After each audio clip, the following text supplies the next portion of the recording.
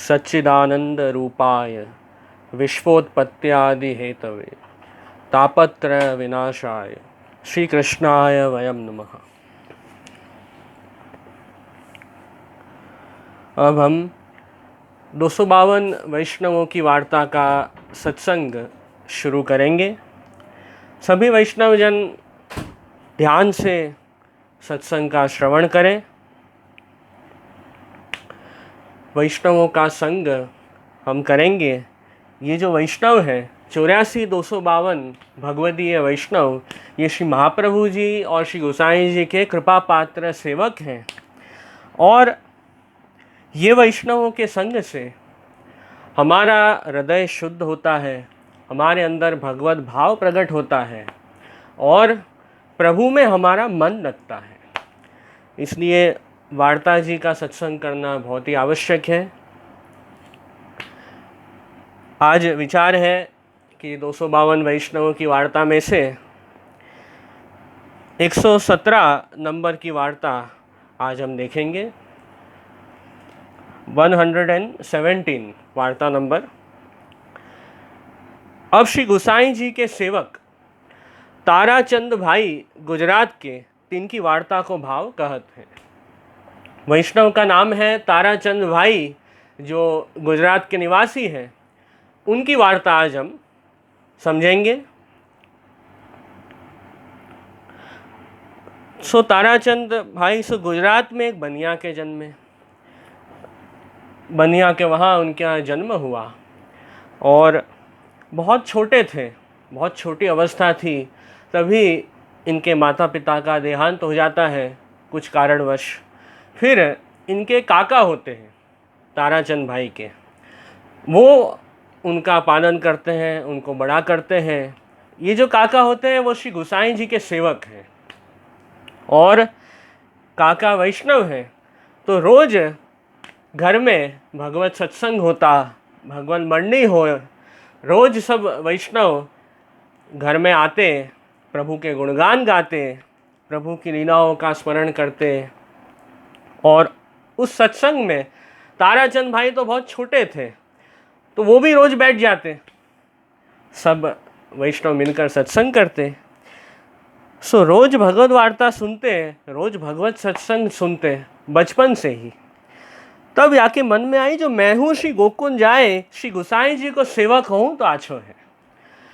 अब रोज बचपन से सत्संग सुनने लगे, बहुत वर्षों तक उन्होंने भगवत कथा सुनी। उससे क्या हुआ, उससे उनको हृदय में ऐसा भाव जागा कि देखो ये सब वैष्णव हैं, श्री गोसाई जी के सेवक हैं, मुझे भी श्री गोकुंज जाना है और मैं भी श्री गोसाई जी का सेवक अब हो जाऊंगा। ऐसा मन में भाव जागा। ऐसी भावना भी कब जागती है, श्री महाप्रभु जी की शरण में जाएं, पुष्टि मार्ग में आए, श्री गोसाई जी की शरण में जाएं। ऐसी भावना कब जागती है, जब प्रभु की हमारे ऊपर कृपा होती है, तभी ऐसा उत्तम भाव हमारे अंदर प्रकट होता है। तो बहुत आवश्यक है, और जितना अधिक हम सत्संग करेंगे उससे हमारा भाव दृढ़ होगा और अच्छे विचार भी मन में आएंगे, वो बात भी है।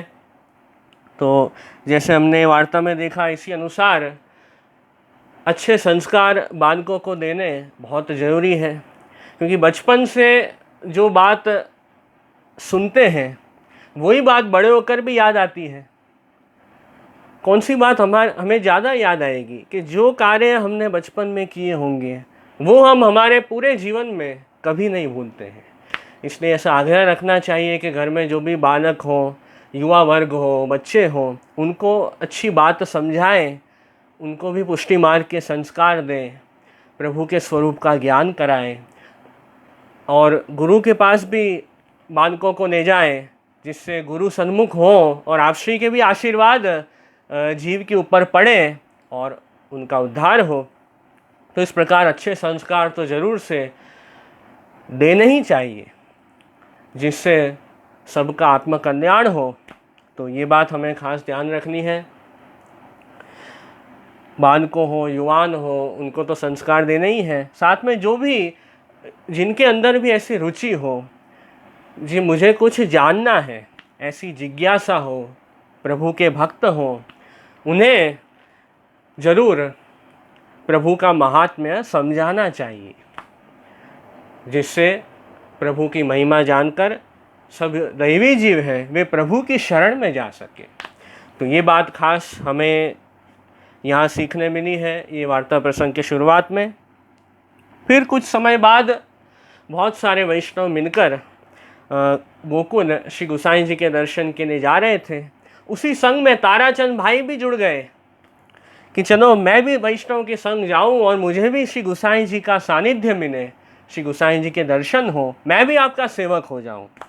इस भाव से गोकुल आए, श्री गोसाई जी के दर्शन किए और श्री गोसाई जी से विनती की, महाराज कृपा करके आप मुझे सेवक कीजिए जिससे मेरा उद्धार हो सके।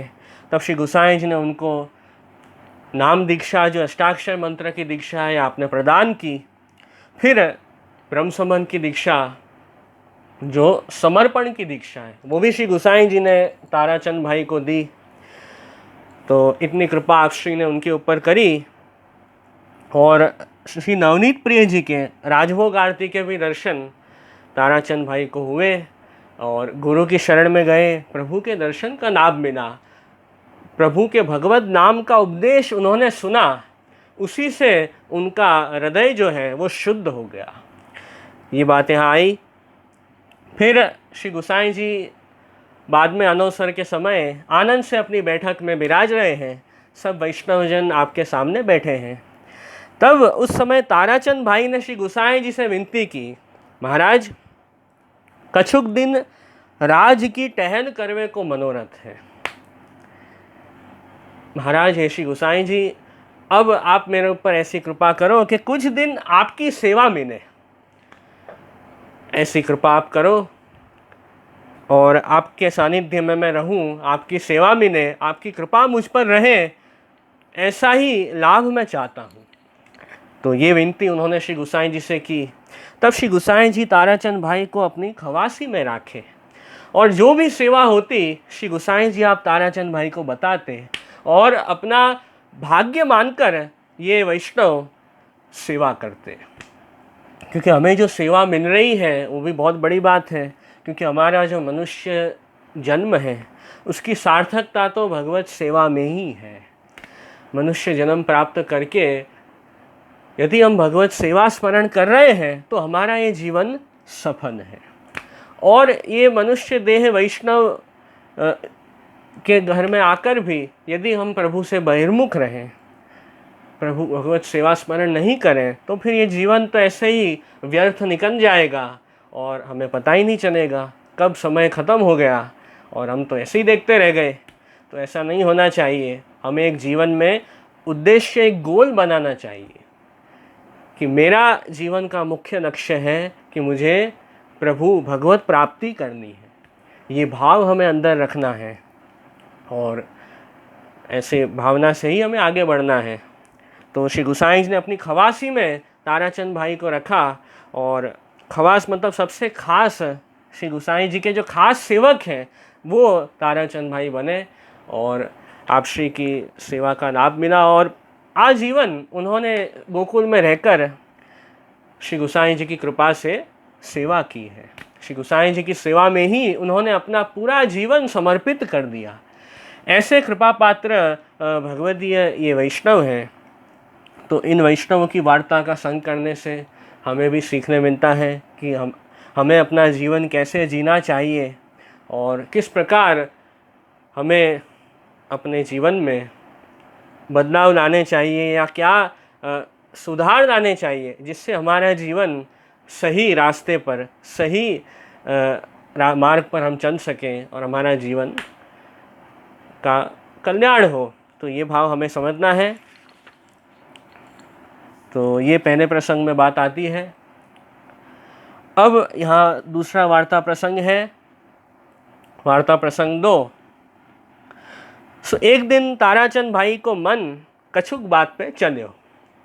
अब एक समय ताराचंद भाई, उनका जो मन है वो किसी लौकिक बात में, किसी संसार की बात में गया।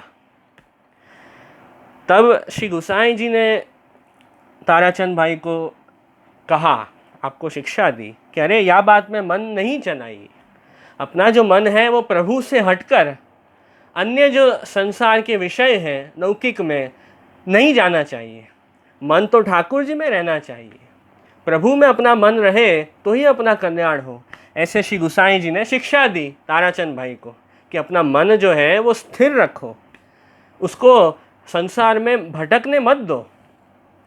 तब ताराचंद भाई ने श्री गुसाई जी से विनती करी, महाराज कौन ने राज के आगे आई के मिथ्या कहो है, सो हमसो कहो मैं सुनूं। ताराचंद भाई ने कहा कि अरे जय जय महाराज, आपसे किसने कह दिया कि मेरा मन भटक रहा है, प्रभु से हटकर अन्य लौकिक विषयों में मेरा मन भटक रहा है, ऐसा आपको किसने कह दिया, मेरा मन तो प्रभु में ही लगा है। तब श्री गुसाई जी ने कहा, अरे कहा मैं जानत नहीं, जो मैं काहू को कहो सुनूं।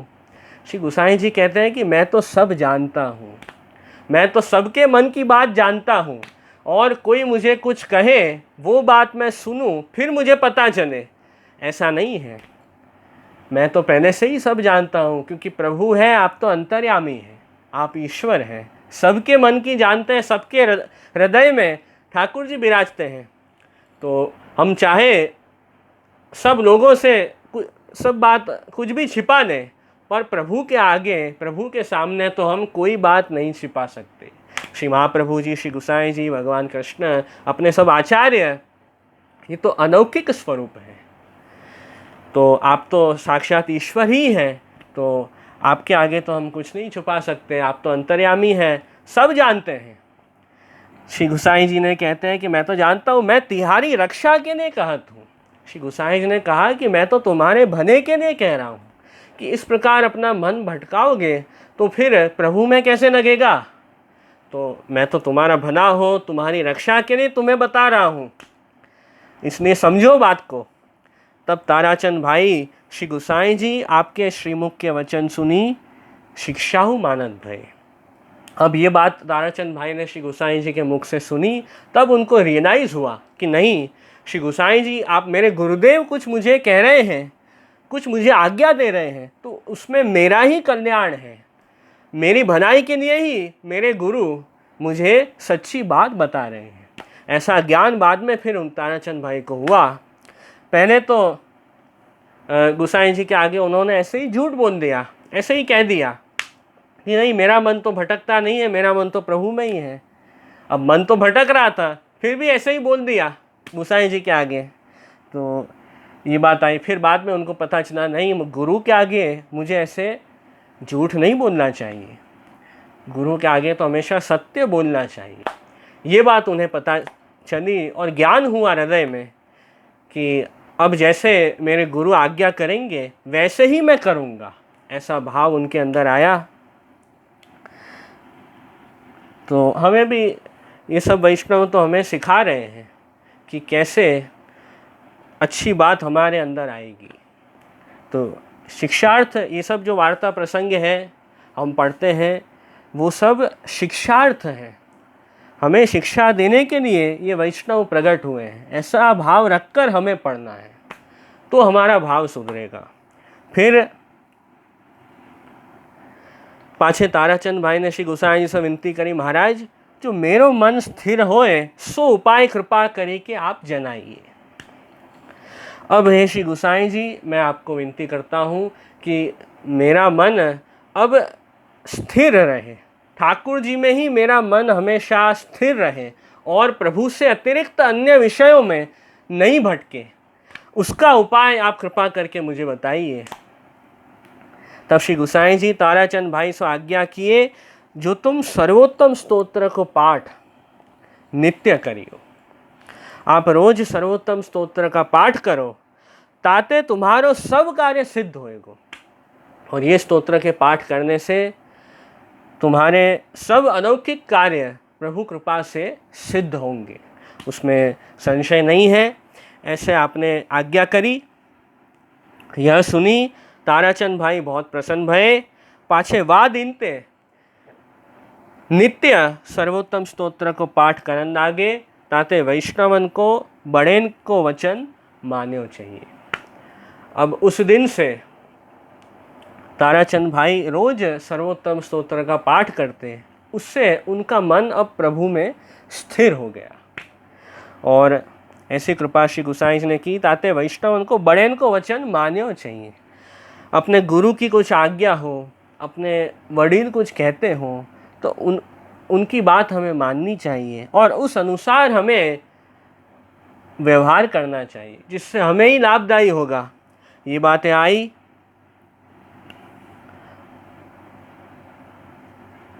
और भाव प्रकाश में शहराई जी आज्ञा करते हैं, जो सर्वोत्तम स्तोत्र को स्वरूप जताए, जो मन कैसो चंचल होए, परि श्रद्धा पूर्वक शुद्ध बुद्धि सो, जो सर्वोत्तम स्तोत्र को पाठ करे तो वाको मन स्थिर होए और उत्तम फल की प्राप्ति होए। ऐसे यहाँ पे वार्ता में बताया है कि मन कितना भी चंचल हो, क्योंकि मन का तो स्वभाव है, मन तो भटकता रहता है, मन चंचल है, फिर भी यदि जो वैष्णव श्रद्धा पूर्वक सर्वोत्तम स्तोत्र का पाठ करता है, उसका मन निश्चित ही प्रभु कृपा से स्थिर होगा। ये भाव हमें समझना है। और श्री गोसाई जी भी सर्वोत्तम स्तोत्र में यही आज्ञा करते हैं कि श्रद्धा विशुद्ध बुद्धिर्य पठत्यनुदिनं जनः स तदेक मनाः सिद्धिम उक्ताम प्राप्नोत्य संशय। ऐसे श्री गोसाई जी आज्ञा करते हैं कि श्रद्धा पूर्वक मतलब पूर्ण विश्वास रख के हमें स्तोत्र का पाठ करना है।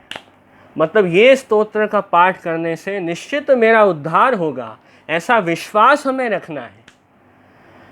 विश्वास के साथ जब हम स्तोत्र का पाठ करेंगे तो उससे हमें निश्चित फल प्राप्त होगा। विश्वास होना बहुत आवश्यक है। अविश्वास होने से सब कार्य निष्फल हो जाते हैं। तो अविश्वास तो बहुत बाधक है। अविश्वासो न कर्तव्य सर्वथा बाधक अस्तु सह, श्री महाप्रभु जी आज्ञा करते हैं। तो अविश्वास करने से तो हमें प्रतिबंध आते हैं, विघ्न आते हैं, तो वो तो कभी नहीं करना है। विश्वास रखकर हमें सब भगवत संबंधी कार्य करने हैं, ये बात समझनी है। और जीवन में कैसी भी परिस्थिति आए पर हमें अपना आश्रय, अपना विश्वास कभी भी नहीं छोड़ना है। प्रभु का आश्रय हमेशा दृढ़ रखना है और विश्वास भी बनाए रखना है। इस भाव से हम पाठ करेंगे श्रद्धा विशुद्ध बुद्धिर्यः, शुद्ध निर्मल बुद्धि के साथ, और पठत्यनुदिनं जनः, नित्य नियम पूर्वक रोज पाठ करेंगे तो कहते हैं स तदेक मना सिद्धि, और एक मन से, मतलब श्री महाप्रभु जी में अपना मन रखकर हमें सर्वोत्तम स्तोत्र का पाठ करना है, तो निश्चित हमें जो अलौकिक फल है उसकी प्राप्ति होगी। कृष्ण अधरामृत का जो आस्वाद है वो प्रभु कृपा से हमें प्राप्त होगा। ऐसे श्री गोसाई जी आज्ञा करते हैं। विनियोगो भक्ति योग प्रतिबंध विनाशने कृष्णाधरामृतास्वाद सिद्धिरत्र न संशय। भक्ति मार्ग में हम चलते हैं तो हमारे मार्ग में, हमारे रास्ते में जो भी विघ्न आते हैं, जो भी प्रतिबंध आते हैं, जिससे हम भक्ति मार्ग में अच्छी तरह से नहीं चल पाते हैं, वो सब प्रतिबंध विघ्न श्री महाप्रभु जी कृपा से दूर होते हैं और कृष्ण का जो अधरामृत है उसका आस्वाद हमें प्राप्त होता है। तो ये अलौकिक फल सर्वोत्तम स्तोत्र का बताया है। तो हमें निश्चित ये फल प्राप्त होगा और हमारा जो मन है वो भी स्थिर होगा।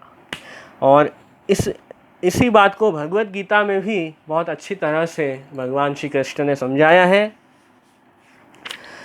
जिसमें भगवत गीता के 6ठे अध्याय में, जिसको आत्म संयम योग भी कहते हैं, उसमें भक्त अर्जुन भगवान श्री कृष्ण से विनती करते हैं। भगवत गीता का 6ठा अध्याय और 34वां श्लोक, भक्त अर्जुन कहते हैं, चंचलम ही मनः कृष्ण प्रमाथि बलवद दृढ़म तस्याहम निग्रहम मन्ये वायोरिव सुदुष्करम। अर्जुन कहते हैं कि हे श्री कृष्ण, ये जो मन है वो तो चंचल है। मन का कैसा स्वभाव है कि चंचलता वाला मन है। और प्रमाथि बलवत् दृढ़म,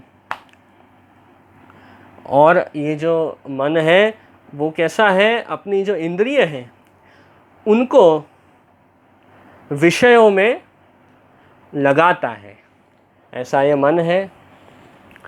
मतलब इंद्रियों के अंदर क्षोभ उत्पन्न करता है ये मन। तो मन जहाँ जाएगा वहीं सब हमारी इंद्रिय भी जाती है। जहाँ मन होगा वहीं हमारी आँख जाएगी, वहीं हमारे उसी तरफ, उसी डायरेक्शन में हम सब अपनी क्रिया करेंगे। ये मन है सभी इंद्रियों का राजा है। तो कह रहे हैं कि मन तो बहुत बलवान है। तस्य अहम निग्रहम मन्ये वायोरिव सुदुष्करम। अब अर्जुन कहते हैं कि जो मन है उसको वश में करना तो बहुत कठिन है।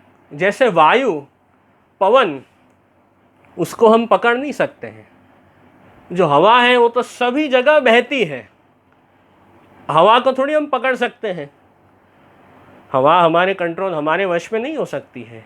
पवन सब जगह व्याप्त है। उसी तरह हमारा मन है वो भी सब जगह वायु वेग पवन की तरह भटकता है। तो अर्जुन कहते हैं कि उसको मैं कैसे वश में करूं, उसको नियंत्रण में कैसे रखूं मन को, ये बात आप कृपा करके समझाइए। तब भगवान कृष्ण आगे के श्लोक में आज्ञा करते हैं, असंशयम महाबाहो मनो दुर्निग्रहम चलम अभ्यासेन तु कौन्तेय वैराग्येण च गृह्यते। भगवान श्री कृष्ण कहते हैं कि अर्जुन, तुम्हारी बात तो सच है कि मन को वश में करना तो कठिन है, ये बात तो सच है। फिर भी मैं आपको मन को नियंत्रण में रखने का उपाय बताता हूँ। प्रभु आज्ञा करते हैं, अभ्यासेन तु कौन्तेय वैराग्येण च गृह्यते। अभ्यास के द्वारा ये जो मन है उसको हम कंट्रोल कर सकते हैं, उसका नियंत्रण कर सकते हैं। अभ्यास मतलब किसका अभ्यास? अभ्यास का अर्थ है कि भगवत प्राप्ति के जो प्रयत्न है उसको वारंवार उसमें जुड़ जाना। प्रभु के जो नाम हैं भगवान कृष्ण के, उनको उसका वारंवार जप करें। प्रभु के जो गुण हैं उनको सुने, भगवान की गुण लीला नाम उनका श्रवण कीर्तन स्मरण करें। और जो अपने भगवत शास्त्र हैं, जो अपने भगवत ग्रंथ हैं, भागवत जी, भगवत गीता, शिक्षा पत्र, षोडश ग्रंथ, भगवदियों की वार्ता, उसका जितना बने उतना अनुसंधान ज़्यादा करें। ग्रंथों का अध्ययन और उनका सत्संग ज़्यादा करें, और वारंवार हमें करना है। ऐसे नहीं कि आज किया फिर बहुत महीनों तक या बरसों तक हमने सत्संग ही नहीं किया। आज एक दिन सत्संग कर लिया फिर तो बहुत समय तक छुट्टी। ऐसे करेंगे तो हमें फल प्राप्त नहीं होगा। तो फिर मन भटकेगा ही सब जगह। तो उसको पकड़ना है तो अभ्यास करो, बार बार किसी प्रयत्न में जुड़ जाना, उसे ही अभ्यास कहते हैं। तो प्रभु के गुण लीला, उसका जितना बने उतना ज़्यादा श्रवण कीर्तन स्मरण करो, और प्रभु के नामों का जप करो। जो दीक्षा हमने ली है, अष्टाक्षर मंत्र की दीक्षा या ब्रह्मसंबंध मंत्र की दीक्षा, तो वो मंत्र का ज़्यादा जप करो, जिससे मन ठाकुर जी में लगेगा। प्रभु के गुणगान गाओ, प्रभु का महात्म्य जितना हो उतना अधिक सुनो, उससे भी मन प्रभु में ज़्यादा लगेगा। क्योंकि हम जीवन में इम्पोर्टेंस किस वस्तु को देते हैं, जिसका महात्म्य हम समझते हैं, उसी कार्य में हम जुड़ते हैं। ये तो लोक सिद्ध बात है। तो हम ठाकुर जी का महात्म्य, भगवान कृष्ण का महात्म्य समझेंगे तो हमें फिर प्रभु भक्ति में आगे बढ़ने की इच्छा होगी। प्रभु का स्वरूप ही हमें पता नहीं है तो कैसे हम भगवत प्राप्ति के मार्ग में जुड़ेंगे। तो इसके लिए सत्संग करना आवश्यक है। श्रवण कीर्तन स्मरण अधिक करो, उससे ही फल प्राप्त होगा।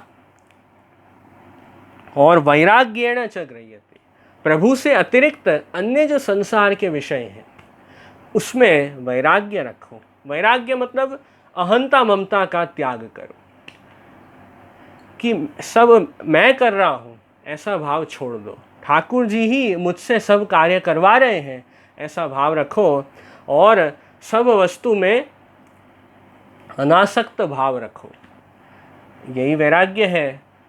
और सब में से अपनी अहंता ममता छोड़ो। जो भी वस्तु ठाकुर जी ने मुझे दी है वो मुझे भगवत सेवा के लिए दी है ऐसा भाव रखो। प्रत्येक वस्तु में अपनी जो भोग दृष्टि है उसका त्याग करो कि ये सब वस्तु मेरे भोगने के लिए है ऐसा भाव छोड़ो। और ठाकुर जी ने मुझे जो कुछ भी दिया है वो इसलिए दिया है कि मैं प्रभु की अच्छी तरह से सेवा कर पाऊँ, ये भाव अपने अंदर लाना चाहिए। और तस्माद् आदौ सर्वकार्ये सर्ववस्तु समर्पणम, प्रभु को समर्पित रहना है जीवन में और प्रत्येक वस्तु प्रभु को समर्पण करनी है। ये भाव हमारे अंदर आएगा जिससे वैराग्य भी होगा और प्रभु में हमारा मन लगेगा और वारंवार अभ्यास करेंगे, उससे हमारा मन प्रभु में लगेगा। मन प्रभु में लगेगा तो अपने आप सब इंद्रिय भी प्रभु के स्वरूप का ही अनुभव करेगी और भगवत कार्य में ही धीरे धीरे लग जाएगी। तो ये पूरी प्रक्रिया यहाँ पे भगवान कृष्ण ने समझाई है, इसलिए अभ्यास बहुत आवश्यक है। कुछ भी अचानक नहीं हो जाता है या एक दिन में तो चमत्कार होता नहीं है, हमें उसमें नियमित रूप से कोई भी कार्य में जुड़ना पड़ता है तब हमें उसकी असर दिखाई देती है। वैसे ही सत्संग में भी हमें नियमित जुड़ना पड़ेगा, तब हमारा मन ठाकुर जी में लगेगा और अच्छी तरह से हम भगवत सेवा स्मरण कर पाएंगे। तो ये भाव खास हमने आज ताराचंद भाई की जो वार्ता है उसमें देखा और यही समझने की बात इसमें आई है, तो बहुत आनंद आया। तो यहीं आज अपन समापन करें आश्रय का पद गान करके। किसी भी वैष्णव को कोई प्रश्न हो कोई भी विषय में तो जरूर आप पूछ सकते हो।